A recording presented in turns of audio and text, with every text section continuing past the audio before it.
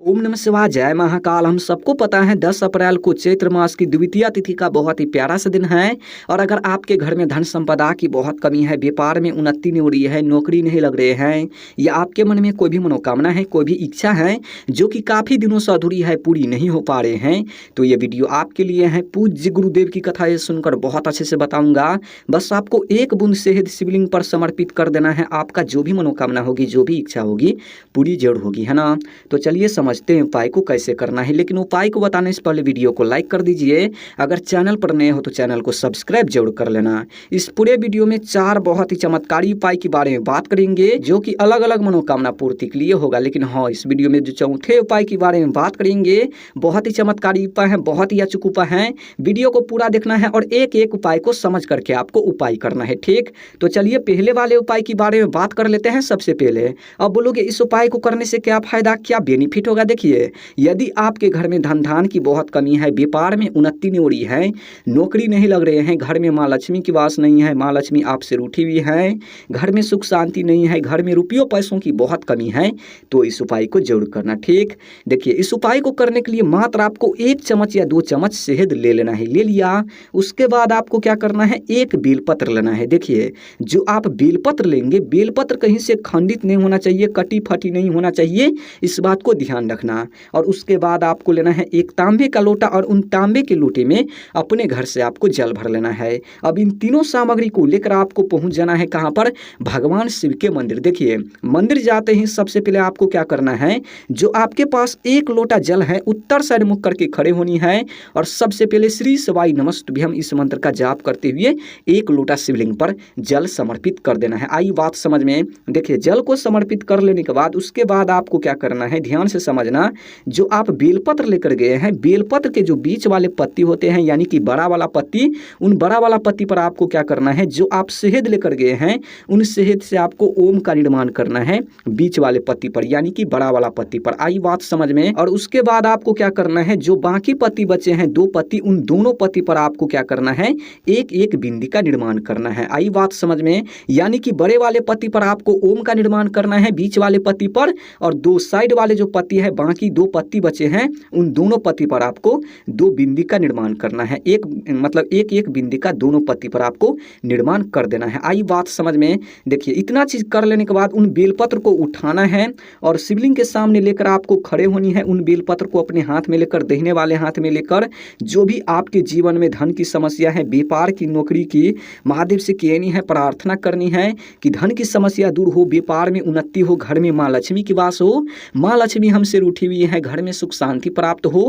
कहते हुए, प्रार्थना करते हुए जो बेलपत्र पर ओम का निर्माण और 2 बिंदी का निर्माण किए हैं, उन बेलपत्र को शिवलिंग पर समर्पित कर देना है। देखिए, अब यहाँ पर बेलपत्र समर्पित करने का तरीका है। जब आप बेलपत्र को समर्पित करेंगे तो बेलपत्र के जो डंडी होते हैं, वो डंडी आपको रखना है जलाधारी की तरफ, और जो पत्ती होते हैं, वो पत्ती आपको रखना है शिवलिंग की तरफ। कुछ इस प्रकार से बेलपत्र को समर्पित कर देना है। आई बात समझ में। उसके बाद 2-3 मिनट आपको बैठनी है शिवलिंग के सामने, जो भी मनोकामना है, जो भी इच्छा है, महादेव से कहनी है, प्रार्थना करनी है। यकीन मानिए, इस उपाय को यदि आप कर लेते हैं चैत्र माह में द्वितीया तिथि पर बुधवार के दिन सुबह से लेकर शाम तक किसी भी समय या प्रदोष काल में भी कर लेते हैं ना, तो हमेशा हमेशा के लिए धन की समस्या दूर होगी। साथ ही जो भी मनोकामना होगी, जो भी इच्छा होगी, हर मनोकामना इच्छा पूरी जरूर होगी, है ना। चलिए अब बात कर लेते हैं दूसरी उपाय के बारे में। अब बोलोगे इस उपाय को करने से क्या फायदा, क्या बेनिफिट होगा। देखिए, यदि आपके घर में बहुत ज्यादा कर्ज है, कर्ज से परेशान है, कार्य में रुकावटें आ रहे हैं, जो भी आप कार्य कर रहे हैं बीच में कार्य अटक जा रहे हैं, कलेश रहते हैं, हमेशा एक दूसरे में लड़ाई झगड़ा होते रहते हैं घर में, तो इस उपाय को जरूर करना, ठीक। देखिए, इस उपाय को करने के लिए सबसे पहले आपको एक दीपक बनाना है। मिट्टी का दिया नहीं तो आटे का दिया, यानी कि दीपक को अच्छी तरीके से तैयारी कर लेना है। कर लिया, उसके बाद आपको क्या करना है, 2 हरी इलायची लेना है। देखिए, जो आप हरी इलायची लेंगे खंडित नहीं होना चाहिए, इस बात को ध्यान रखना। और उसके बाद आपको लेना है एक तांबे का लोटा, और उन तांबे के लोटे में अपने घर से आपको जल भर लेना है। अब इन तीनों सामग्री को लेकर आपको पहुंच जाना है कहां पर, भगवान शिव के मंदिर। आसपास जहां भी हो आपको वहां जाना है। देखिए, मंदिर जाते ही सबसे पहले आपको क्या करना है, जो आप दीपक लेकर गए हैं, सबसे पहले 1 हरी इलायची उन दीपक में आपको गिराना है, जो आप दीपक लेकर गए हैं उन दीपक में। और जो आपके पास 1 हरी इलायची बचे हैं, उन हरी इलायची को क्या करना है, जो पात्र में आप जल लेकर गए हैं, उन जल में आपको गिराना है। यानी कि 1 हरी इलायची दीपक में और 1 हरी इलायची तांबे के लोटे में जो जल लेकर गए हैं उन जल में आपको गिराना है। आई बात समझ में?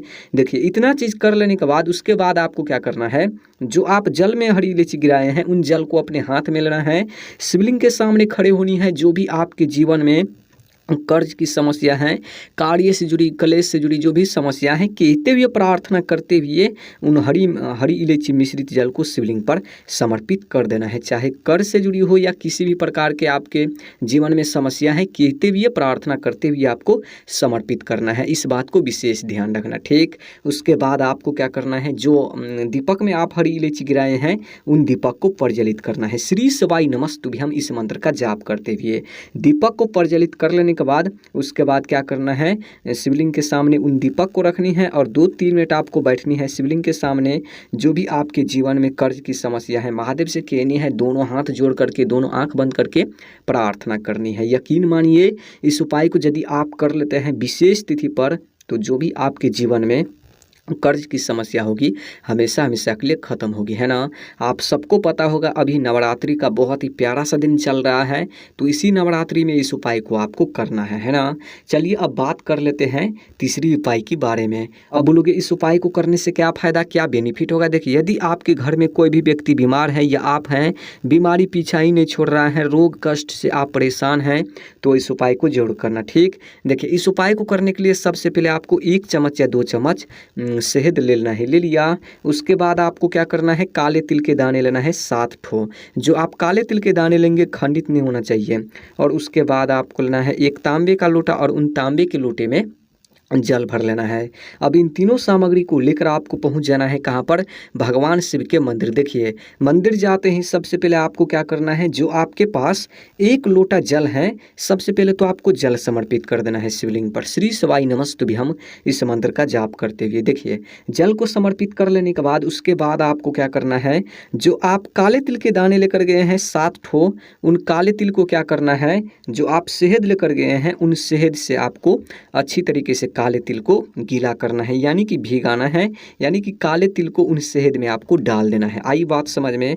डालने के बाद आपको क्या करना है, उन काले तिल और शहद को अपने हाथ में लेना है, शिवलिंग के सामने खड़े होनी है। जो भी आपके जीवन में बीमारी है, रोग है, कष्ट है, महादेव से कहनी है, दूर करने के लिए प्रार्थना करनी है और कहते हुए प्रार्थना करते हुए उन काले तिल और शहद को अच्छी तरीके से शिवलिंग पर लेपन कर देना है। आई बात समझ में? उसके बाद आपको क्या करना है, 2-3 मिनट आपको बैठनी है शिवलिंग के सामने। जो भी आपके जीवन में रोग कष्ट है महादेव से कहनी है, फिर से दूर करने के लिए प्रार्थना करनी है। एक बार और आपको प्रार्थना कर लेनी है। बस आपको इतना सा ही उपाय करना है। काले तिल और शहद वाले उपाय को यदि आप कर लेते हैं तो जो भी आपके जीवन में संकटें होगी, कष्ट, रोग, परेशानी होगी हमेशा हमेशा के लिए खत्म होगी, है ना। बहुत ही चमत्कारी उपाय है, करना ही करना है। चैत्र नवरात्र में इस उपाय को, चैत्र नवरात्रि में इस उपाय को जरूर करना है। चलिए अब बात कर लेते हैं चौथे उपाय के बारे में। अब बोलोगे इस उपाय को करने से क्या फायदा, क्या बेनिफिट होगा। देखिए यदि आपके मन में कोई भी मनोकामना है, कोई भी इच्छा है जो कि काफ़ी दिनों से अधूरी है, पूरी नहीं हो पा रहे हैं, काफ़ी व्रत करने के बाद, काफ़ी उपाय कर लेने के बाद, तो इस उपाय को जरूर करना, ठीक। देखिए इस उपाय को करने के लिए मात्र आपको 1 चुटकी पाउडर वाले हल्दी ले लेना है, ले लिया। उसके बाद आपको लेना है दीपक, मिट्टी का दिया नहीं तो आटे का दिया, यानी कि दीपक को अच्छी तरीके से तैयारी कर लेना है। उसके बाद दोनों सामग्री को लेकर आपको पहुंच जाना है तुलसी पौधे के पास, चाहे आपके आंगन में हो या गार्डन में हो या कहीं पर भी हो तुलसी पौधा, आपको वहाँ जाना है। देखिए वहाँ जाते ही सबसे पहले आपको क्या करना है, जो भी आपको पूजा पाठ, अगरबत्ती वगैरह, यानी कि जो भी पूजा पाठ करनी है सबसे पहले आपको पूजा पाठ कर लेनी है। देखिए पूजा पाठ कर लेने के बाद उसके बाद आपको क्या करना है, जो आप दीपक लेकर गए हैं उन दीपक को आपको प्रज्वलित करना है। किस नाम से करना है, ओम महालक्ष्मी नमः इस मंत्र का जाप करते हुए उन दीपक को प्रज्वलित करना है। दीपक को प्रज्वलित कर लेने के बाद जो आपके पास 1 चुटकी हल्दी है, उन हल्दी को अपने हाथ में लेना है और तुलसी माता को परिक्रमा करना है। कम से कम आपको 9 बार या नहीं तो 11 बार परिक्रमा करना है, यानी कि चारों ओर घूमना है। यदि आप तुलसी माता को किसी भी वजह से परिक्रमा नहीं कर सकते हैं तो जो आप दीपक प्रज्वलित किए हैं उन दीपक को चारों ओर घुमाना है, यानी कि परिक्रमा कर लेनी है।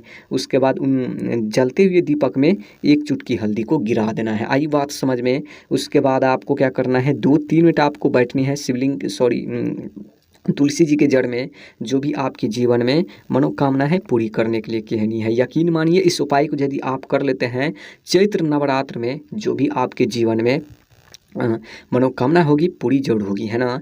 तो अगर वीडियो अच्छी लगी हो तो वीडियो को लाइक कर देना। ओम नमः शिवाय, जय महाकाल, हर हर महादेव।